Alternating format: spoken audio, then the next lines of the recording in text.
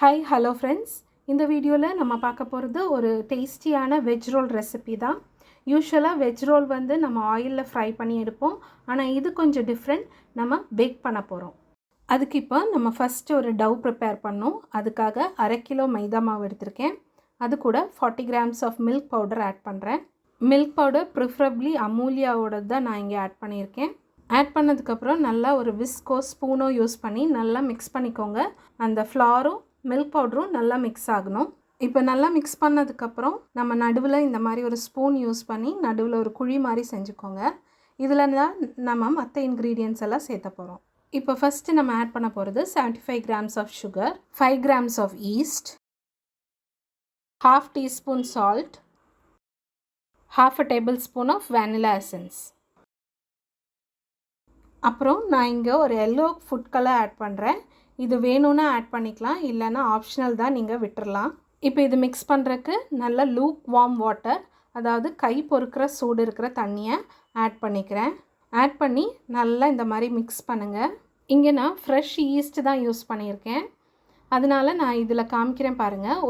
ஒரு நிமிஷம் 2 நிமிஷம் நம்ம அந்த லூக் வார்ம் வாட்டர் ஆட் பண்ணிவிட்டு நம்ம விட்டோன்னா மேலே இந்த மாதிரி நிறையா வரும். இதுதான் அந்த ஈஸ்ட் வந்து நல்ல ஈஸ்ட்டுன்றது நமக்கு காமிக்குது. இப்போ நீங்கள் இதை தனியாக கூட செக் பண்ணதுக்கப்புறம் நீங்கள் ஆட் பண்ணிக்கலாம். சின்ஸ் இது ஃப்ரெஷ்ஷாக இருக்கிற ஈஸ்ட்டுன்றனால நான் அப்படியே டைரெக்டாகவே ஆட் பண்ணிட்டேன். இப்போ மிக்ஸ் பண்ணுறதுக்கு கன்வீனியண்ட்டாக நான் எடுத்து வச்சுக்கிட்டேன். இப்போ நம்ம அதை சாஃப்டாக மிக்ஸ் பண்ணணும். நம்ம அந்த மாவு வந்து கெட்டியாக ஆகக்கூடாது, சாஃப்டாக ஃப்ளஃபியாகவே இருக்கணும். நம்ம மிக்ஸ் பண்ணும்போது இந்த மாதிரி கொஞ்சம் தண்ணி தெளித்து அந்த மாவை அப்படியே மிக்ஸ் பண்ணி நல்லா ஃபுல்லாக அந்த மாவு ஃபுல்லாக ஒட்டுற மாதிரி நம்ம தண்ணியை தெளித்து மிக்ஸ் பண்ணிக்கலாம். கொஞ்சம் லூஸான டவ் தான் இருக்கணும், கெட்டியாக இருக்கக்கூடாது. இப்போது அந்த மாவு நல்லா பிசைஞ்சு எடுத்துகிட்டு சாஃப்டாக இப்போ 4 table spoon oil, unflavoured oil, அதாவது ஸ்மெல் இல்லாத ஆயில், எனி ரிஃபைன்ட் ஆயில் நம்ம ஆட் பண்ணிக்கலாம். ஆயில் ஆட் பண்ணதுக்கப்புறம் இந்த மாதிரி பஞ்ச் பண்ணி நம்ம மிக்ஸ் பண்ணிகிட்டே இருக்கலாம். நான் வந்து இந்த பவுல்லையே தான் எப்போவுமே மிக்ஸ் பண்ணுவேன். டேபிள் டாப்பில் போட்டு இது பண்ணலாம், ஆனால் நான் வந்து எனக்கு கன்வீனியண்ட்டாக இருக்கிற மாதிரி இந்த பவுல்லையே தான் இந்த மாதிரி பஞ்ச் பண்ணி திருப்பி போட்டு நம்ம ஒரு 10 to 15 மினிட்ஸ் நம்ம இந்த மாதிரி பிசையணும். இதுதான் கொஞ்சம் இருக்கிறதுலையே கொஞ்சம் டைம் டேக்கிங் ப்ராசஸ்ஸு. இது நம்ம கரெக்டாக பண்ணிட்டோன்னா நம்ம அந்த மேலே இருக்கிற அந்த கோட்டிங் வந்து நமக்கு நல்லா சாஃப்டாக வரும். இப்போ ஆல்மோஸ்ட் 10 மினிட்ஸ் நான் அந்த மாதிரி மிக்ஸ் பண்ணிட்டேன். எனக்கு கை வலிக்க ஆரம்பிச்சிருச்சு ஃப்ரெண்ட்ஸ். ஸோ இதோட நம்ம இந்த டவ்வை வந்து 1 hour வந்து ப்ரூஃபிங்க்கு வைக்க போகிறோம். இது பன்னெல்லாம் நம்ம பண்ணுறோம் இல்லைங்களா, அதே ப்ராசஸ் தான். இந்த 1 hourக்குள்ளே நம்ம வெஜிடபிள் ஸ்டஃபிங் உள்ளே வைக்கிறதுக்காக நம்ம ப்ரிப்பேர் பண்ணிக்கலாம். இப்போ லொக்கேஷன் சேஞ்ச். கேஸ் ஸ்டவ்வில் நம்ம ஒரு பேன் வச்சுருக்கோம். பேன் சூடானதும் ஒரு டேபிள் ஸ்பூன் கீ, அப்புறம் ஒரு 2-3 டேபிள் ஸ்பூன் ஆயில் ஆட் பண்ணிக்கோங்க. கொஞ்சம் நிறையா ஆனியன்ஸ் ஃப்ரை பண்ணணும் அதுக்காக. இப்போ எண்ணெய் சூடானதும் நம்ம சோம்பு ஆட் பண்ணிக்கலாம். கொஞ்சம் போதும், ரொம்ப நிறைய சேர்த்த வேண்டாம். இப்போ அது வெடிச்சதுக்கப்புறம் நம்ம கட் பண்ணி வச்சுருக்கிற வெங்காயத்தை சேர்த்துக்கலாம். வெங்காயம் மீடியம் சைஸில் ஒரு 2 வெங்காயம். இப்போ இது நல்லா ஃப்ரை பண்ணிக்கலாம்.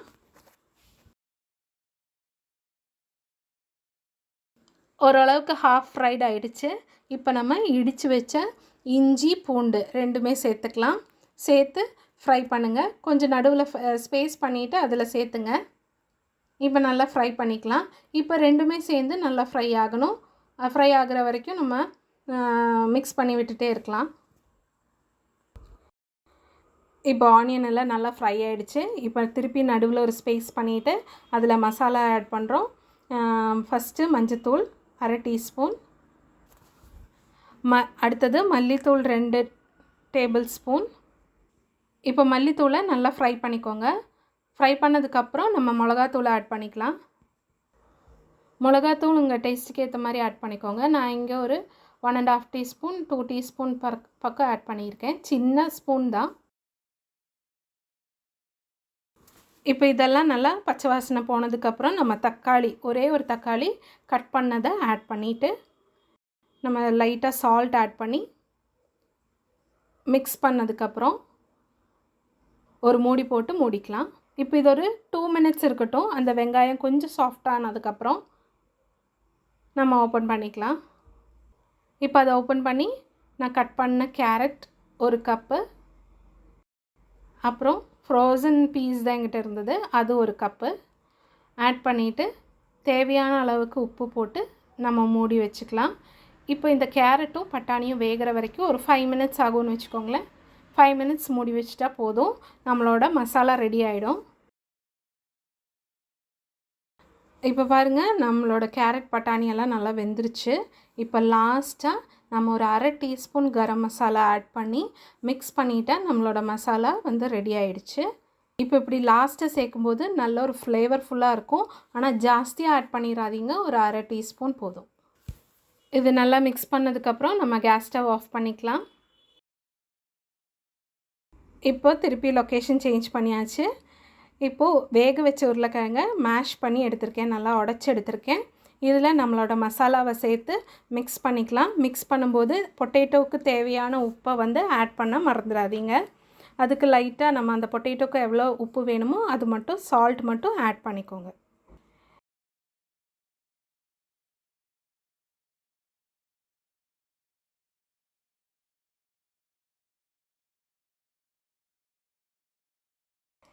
இப்போ மசாலா ரெடி, நம்ம ஒரு சைடில் எடுத்து வச்சிடலாம்.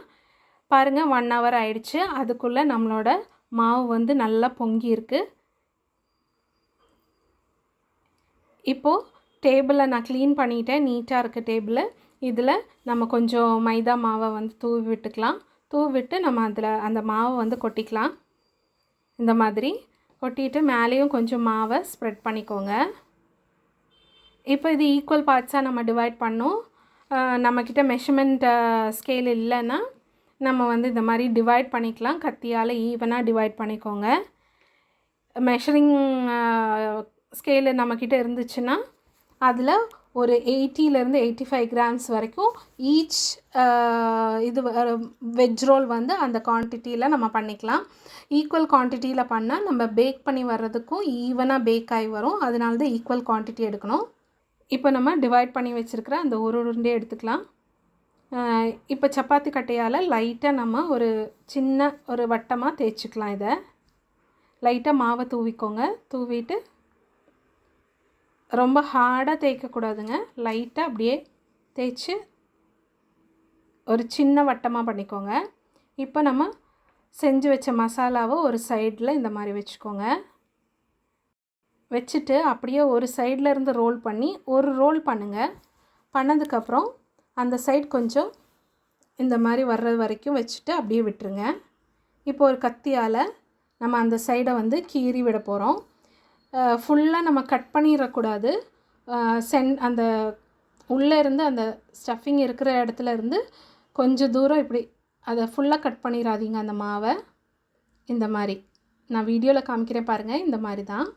இப்போ நம்ம அப்படியே அழகாக அந்த சைட்லேருந்து அப்படியே ஃபோல்ட் பண்ணி இந்த மாவை அப்படியே ரோல் பண்ணிக்குவோம். சைடெல்லாம் நல்லா டக் பண்ணி விட்டுருங்க. இப்படி நல்லா ஒரு ப்ரெஸ் பண்ணி கொடுத்துருங்க. ஸோ அது வந்து நம்ம இன்னும் ப்ரூஃப் பண்ண வைக்க போகிறோம். ஸோ அந்த டைமில் நமக்கு அது விட்டு வராமல் இருக்கும். இப்போ இது ரோல் பண்ணி ரெடி ஆகிடுச்சு. இது நம்ம அப்படியே எடுத்து ஒரு பேக்கிங் ட்ரேயில் வச்சிடலாம். இப்போ இதே மாதிரியே எல்லா உருண்டைகளும் இதே மாதிரி ஸ்டஃப் பண்ணி நான் வைக்க போகிறேன். வச்சுட்டு உங்களுக்கு காமிக்கிறேன். இப்போ பாருங்கள், இந்த மாதிரி நான் நீட்டாக அரேஞ்ச் பண்ணிட்டேன். இப்போ இது திருப்பியும் ஒரு 1/2 an hour ப்ரூஃபிங் போகணும். அதாவது 1/2 an hour வச்சதுக்கப்புறம் தான் நம்ம வந்து பேக் பண்ணோம். இப்போ பாருங்கள், நான் ப்ரூஃப் பண்ணிவிட்டேன். 1/2 an hour ஆயிடுச்சு. இப்போ இது பாருங்கள், நம்ம வச்ச சைஸை விட இது கொஞ்சம் பெருசாக இருக்கும். நல்லா புஃப்னு ஊதி வந்திருக்கும். இப்போ இந்த ஸ்டேஜில் நம்ம அவனை ப்ரீஹீட் பண்ணிவிட்டு நம்ம அவனில் பேக் பண்ண வச்சுக்கலாம். அவனோட டெம்பரேச்சர் பார்த்திங்கன்னா 200 டிகிரி செல்சியஸில் நம்ம பேக் பண்ணிக்கலாம். என்னோடய அவனில் பார்த்திங்கன்னா கரெக்டாக 200 வச்சா நமக்கு 200 கிடைக்காது. அதனால கொஞ்சம் ஜாஸ்தி வச்சதுக்கப்புறம் நம்ம ஹீட் பண்ணால் நமக்கு கரெக்டாக இருக்கும். ஒவ்வொரு அவனுக்கும் டெம்பரேச்சர் வேரியேஷன் இருக்கும், அதுக்கேற்ற மாதிரி நீங்கள் வச்சுக்கோங்க. இது அப்படியே பேக் ஆகிட்டு இருக்குது. டைம் பார்த்திங்கன்னா 20 மினிட்ஸ் நான் வைக்கிறேன். 20 மினிட்ஸில் நமக்கு சூப்பரான வெஜ் ரோல் ரெடி ஆகிடும். 20 மினிட்ஸ்க்கு அப்புறம் நான் எடுத்து வெளியே வச்சுட்டேங்க. பாருங்கள், இது ரொம்ப ஹாட்டாக இருக்குது.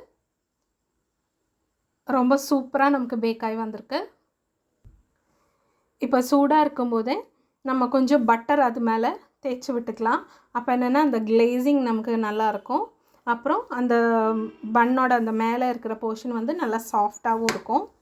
நம்ம பட்டர் தேய்ச்சதுக்கப்புறம் இந்த மாதிரி கொஞ்சம் எடுத்து இப்படி இப்படி மேலே மேலே வச்சுருங்க. ஏன்னா அந்த ஹீட் வந்து அப்படியே அந்த பேப்பரில் அப்படியே வச்சிங்கன்னா கீழே வந்து வெட் ஆகிடும்.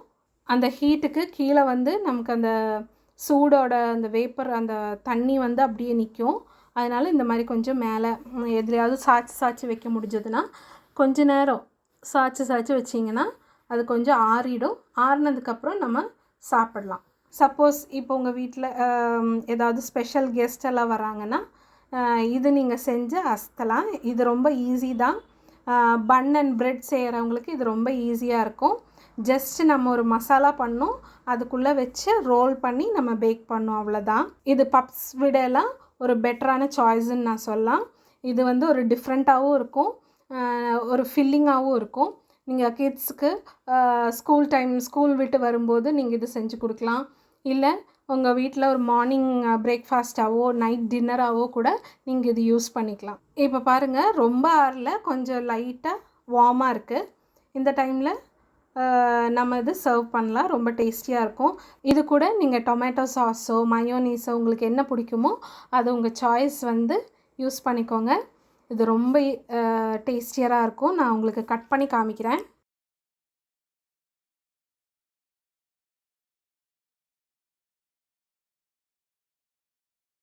பாருங்கள், உள்ளே எப்படி ஸ்டஃப்பாக இருக்குன்னு பாருங்கள். எவ்வளோ சாஃப்டாக இருக்குது நம்ம பன்னு. அப்படியே நம்ம சாஸ் டிப் பண்ணி சாப்பிட்லாம். Super tasty and super delicious. இந்த ரெசிபி உங்களுக்கு எல்லாம் பிடிச்சிருக்குன்னு நினைக்கிறேன்.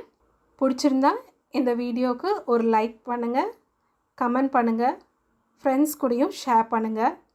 சப்ஸ்கிரைப் பண்ணாமல் பார்த்துட்ருக்கீங்களா அப்படின்னா please to subscribe and thanks for வாட்சிங். பாய்.